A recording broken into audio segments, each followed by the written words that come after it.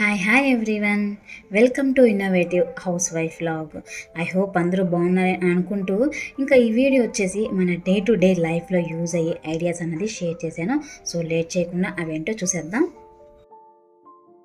Idea number 1, 1-2 వెల్లుల్లిపాయలని ఒలవాలి అంటే ఈజీగానే ఉంటుంది, కానీ ఇలా ఎక్కువగా ఉన్నప్పుడు ఒలవాలి అంటే మనకు కొంచెం టైం పడుతుంది. అలానే గోరు కూడా మంటగా ఉంటుంది అనమాట. అలాంటి టైంలో యూజ్ అయ్యే ట్రిక్ అనమాట, చాలా సింపుల్. మనం తొక్క తీయాలి అని అనుకున్న వెల్లుల్లి రెమ్మన్ అన్నిటిని ఇలా సపరేట్ చేసుకోవాలి. అంటే పైన పొట్టు కూడా వస్తూ ఉంటుంది కదా, అది ఏం లేకుండా శుభ్రంగా ఆ పొట్టు అనేది తీసుకొని ఇలా రెమ్మన్ అన్నిటిని సపరేట్ చేసుకోవాలి. ఇప్పుడు వీటిని ఒక స్టైనర్లో వేసుకోవాలి. ఇలా వేసుకున్న తర్వాత పాలు కాచేటప్పుడు పాల గిన్నె పైన స్టైనర్ని పెట్టి మధ్య మధ్యలో వెల్లుల్లిని కింద ఉన్నవి పైకి ఉన్నవి కిందకి ఏరేటట్లుగా చూసుకుంటూ సరిచేయాలి.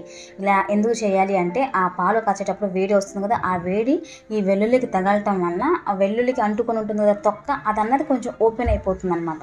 వెల్లుల్లికి శాంతం అంటుకోకుండా ఉండి ఓపెన్ అయిపోతుంది. ఇప్పుడు వీటి పొట్టు వలవడం ఈజీ అవుతుంది. ఇక్కడ నేను సగం మాత్రమే వెల్లుల్లికి పొట్టు అనేది తీసాను, ఎందుకంటే వీటిని తీసేలోపు మిగిలిన సగం అయితే చల్లగా అయిపోయింది. అంటే ఆ పొట్టు అనేది మళ్ళీ వెల్లుల్లికి అలా అంటుకొని ఉండిపోయింది అనమాట. అందుకోసం సగం మాత్రమే తీసాను. ఇప్పుడు ఈ సగాన్ని మరలా మనము వేడి తగిలేలా చేసి పొట్టు అనేది ఒలుచుకోవచ్చు. ఈ ట్రిక్ యూజ్ చేసి మనం ఎన్ని వెల్లుల్లిపాయలైనా సరే ఈజీగా తక్కువ టైంలో చకచక పొట్టు అనేది ఒలుచుకోవచ్చు. సో తప్పకుండా మీరు ట్రై చేయండి.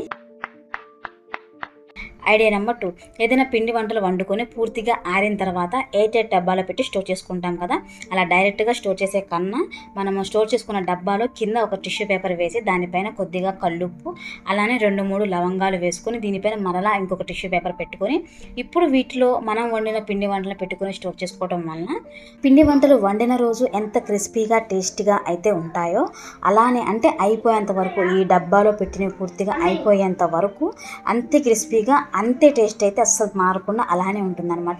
సో తప్పకుండా మీరు ట్రై చేయండి.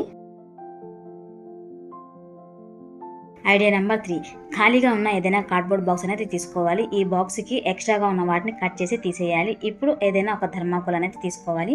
ఇక్కడ థర్మాకోల్ మనకి కావాల్సిన షేప్ అయితే ఉండదు కాబట్టి మనం తీసుకున్న కార్డ్బోర్డ్ బాక్స్ సరిపోయేటట్లుగా కట్ చేసుకోవాలి. అంటే కొంచెం కూడా లూజ్గా ఉండకూడదు అనమాట, టైట్గా ఉండేటట్లుగా కట్ చేసుకొని కార్డ్బోర్డ్ బాక్స్లో ఇలా ఫిక్స్ చేసుకోవాలి. ఫెవికాల్ అయితే ఏమీ అప్లై చేయాల్సిన అవసరం లేదు, జస్ట్ అలా మనం లోపల పెట్టి ప్రెస్ చేసుకున్నట్లయితే అలా టైట్గా ఉండిపోతుంది అనమాట. ఇలా చేసుకున్న తర్వాత ఇప్పుడు టూత్ పిక్లు అనేది తీసుకొని ఈ కార్డ్బోర్డ్ బాక్స్కి ఇలా గుచ్చుకోవాలన్నమాట. జస్ట్ అలా గుచ్చితే అది టైట్గానే ఉంటుంది. ఇంకా దీనికి సపరేట్గా మనం ఫెవికాల్ కానీ హాట్ గ్లూస్ కానీ పెట్టేసి మనం అతికించాల్సిన అవసరం అయితే ఏమీ ఉండదు. చక్కగా అలా ఫిక్స్ అయిపోతుంది టూత్ పిక్. ఇలాగా బాక్స్ మొత్తానికి అంటే థర్మాకోల్ మొత్తానికి కొంచెం డిస్టెన్స్గా చూసుకొని ఈ టూత్ పిక్స్ని గుచ్చుకున్న తర్వాత వీటిపైన మనం ఇలాగా దారపు కండలు ఉంటాయి కదా, సో వాటిని ఈ టూత్ పిక్ల పైన ఇలా పెట్టుకోవాలి. ఇలా పెట్టుకోవడం వల్ల దారపు కండలు కలిసిపోకుండా, అంటే అన్ని దారపు కండలు ఒకే దగ్గర పెట్టేసామనుకోండి ఆ దారం అన్నిటికీ మెలిదిప్పుకొని చిక్కులు పడిపోతూ ఉంటాయి కదా, అలాంటి ప్రాబ్లం లేకుండా ఉంటుంది ఇలాగ మనం సెట్ చేసుకోవడం వల్ల. అంతేకాకుండా మనకి కావాల్సిన కలర్ని వెతుక్కోవాల్సిన అవసరం లేకుండా ఈజీగా తీసేసుకొని మన పనిని మనం చక్కగా ఫినిష్ చేసేసుకోవచ్చు అనమాట. సో తప్పకుండా మీరు ట్రై చేయండి. అలానే మీకు ఎలా అనిపించింది ఈ చిన్న ఐడియా అనేది నాతో షేర్ చేయండి. ఐడియా నెంబర్ 4, స్టవ్ అనేది వెలిగించి స్టవ్ పైన బాండి అనేది పెట్టుకోవాలి. ఈ బాండి అనేది బాగా వేడెక్కిన తర్వాత స్టవ్ బంద్ చేసుకొని మనం నెలకి సరిపడా పప్పులు రవ్వలు అన్నీ తెచ్చుకుంటూ ఉంటాం కదా, వాటిని ఒకటి తర్వాత ఒకటి అంటే మనం పూర్తిగా వేడి చేయాల్సిన అవసరం లేదనమాట. బాండి వేడిగా ఉంటుంది కాబట్టి ఆ వేడి సరిపోతుంది. బాండీలో వేసి 2 నిమిషాల సేపు తిప్పుకొని ప్లేట్లోకి వేసుకోవాలి. అలానే మరొక రవ్వను కూడా ఇలానే వేడి చేసుకున్న తర్వాత మిగిలిన పప్పులు ఉప్పులు అన్నింటిని కూడా ఇక్కడ నేను ఉప్మా రవ్వ గోధుమ రవ్వను మాత్రమే చేస్తున్నాను. ఇంకా మిగిలిన పప్పులు అంటే కందిపప్పు పెసరపప్పు ఇవన్నీ ఉంటూ ఉంటాయి కదా, సో వాటిని కూడా సేమ్ ఇలానే అనమాట. బాండీకి వేడైతే సరిపోతుంది. అలా బాండీ వేడి తగిలేలాగా చేసుకొని ఒక ప్లేట్లోకి తీసుకోవాలి. ఇప్పుడు ఇవన్నీ మనం తెచ్చుకున్న సరుకులు మొత్తం కూడా పూర్తిగా చల్లారిన తర్వాత మాత్రమే ఒక ఎయిర్ డబ్బాలో వేసుకుని స్టోర్ చేసుకోవాలి. ఇలా చేయటం వల్ల ఏదైనా పురుగులు ఆల్రెడీ ఉన్నట్లయితే అవి చనిపోతాయి వేడికి. ఇంకా తేమ కూడా ఏదైనా ఉన్నట్లయితే చక్కగా డ్రై అయిపోతుంది, అంటే తేమ కూడా ఏమీ ఉండదన్నమాట. ఇలా చేయటం వల్ల మనం తెచ్చుకున్న సరుకు ఎక్కువ రోజులు నిల్వ ఉండే ఛాన్స్ ఉంటుంది కాబట్టి తప్పకుండా ఈ విధంగా వేడి చేసుకొని స్టోర్ చేయడానికి ట్రై చేయండి.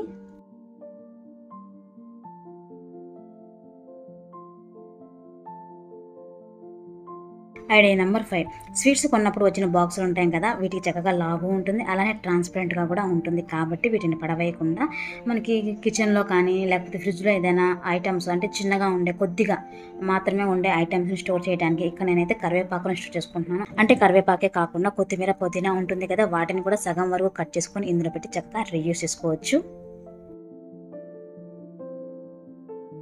ఐడియా నెంబర్ 6, కొత్తగా ప్లేట్స్ కొన్నప్పుడు వాటికి ఉన్న స్టిక్కర్ని కొద్దిగా వేడి చేసుకున్నట్లయితే ఊడిపోతుంది కదా. అలా ఊడిపోయినా సరే కొన్నిసార్లు స్టిక్కర్కి ఉన్న గమ్ము అలా ప్లేట్లకి అంటుకొని అలాగా మనకి అతుక్కున్నట్లుగా ఉంటుందన్నమాట. అలాంటి టైంలో ఆ గమ్ము పైన 2 చుక్కలు ఆయిల్ అన్నది వేసుకొని ఇలాగ మనము రుద్దినట్లుగా చేయాలి. ఆయిల్తోని రుద్దినట్లుగా చేసుకోవాలి. ఇలా చేసుకున్న తర్వాత డిష్ వాషర్తో క్లీన్ చేసుకోండి. ఆ గమ్ అనేది చక్కగా ఇలా క్లీన్ అయిపోతుంది అనమాట. సో తప్పకుండా మీరు ట్రై చేయండి.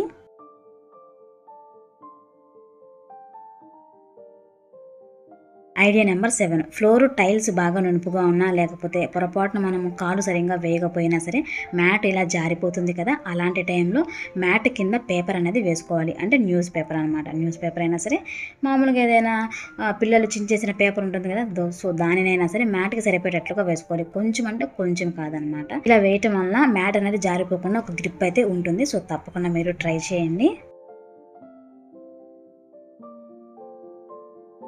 ఐడియా నెంబర్ 8, ఏదైనా ఒక గిన్నెలో కొద్దిగా వాటర్ని తీసుకొని ఇందులో 2-3 లవంగాలు అలానే కొద్దిగా నిమ్మరసం పిండుకోవాలి. ఇప్పుడు స్పూన్తో ఒకసారి కలుపుకుండా చాలా సింపుల్గా ఒక సొల్యూషన్ రెడీ అయిపోయింది. దీనిని మనం ఫ్రిడ్జ్లో చూసుకున్నట్లయితే ఫుడ్ ఐటమ్స్ అన్నీ ఒకే దగ్గర ఉంటాయి. అలానే కొన్నిసార్లు మూతలు కూడా పెట్టకుండా ఉంటాం కాబట్టి ఆ ఫుడ్ ఐటమ్స్ ఉన్న స్మెల్లన్నీ కలిసిపోయి వేరొక బ్యాడ్ స్మెల్ అయితే వస్తుంది కదా. అలాంటి టైంలో ఇలాంటి ఒక సొల్యూషన్ రెడీ చేసుకుని ఫ్రిడ్జ్లో ఒక కార్నర్లో పెట్టుకొని క్లోజ్ చేసుకున్నట్లయితే కొద్దిసేపటి తర్వాత చూసుకున్నట్లయితే ఫ్రిడ్జ్లో నుంచి ఆ బ్యాడ్ స్మెల్ అన్నది పోతుందన్నమాట. సో తప్పకుండా మీరు ఈ చిన్న ట్రిక్ని ఫాలో అవ్వి మీ ఫ్రిడ్జ్ని బ్యాడ్ స్మెల్ నుంచి క్లీన్ చేసుకోండి. ఐడియా నెంబర్ 9, 2 లేదా 3 బిర్యానీ ఆకులు అనేది తీసుకొని దానికి పసుపుని రాయాలి. అంటే పసుపు పొడిగా ఉంటుంది కాబట్టి మనం రాసిన ఆకుకి అంటుకోకుండా ఉంటుంది కాబట్టి పసుపులో కొద్దిగా వాటర్ని పోసుకొని తడిగా అంటే చిన్న ముద్దలాగా అవుతుంది కదా. ఆ పసుపు ముద్దని ఇప్పుడు తీసుకున్న బిర్యానీ ఆకుకి 2 వైపులా కూడా పూర్తిగా రాయాలన్నమాట. ఇలా రాసిన తర్వాత పక్కన పెట్టుకున్నట్లయితే కొంచెం సేపటి తర్వాత చక్కగా డ్రై అయిపోతుంది.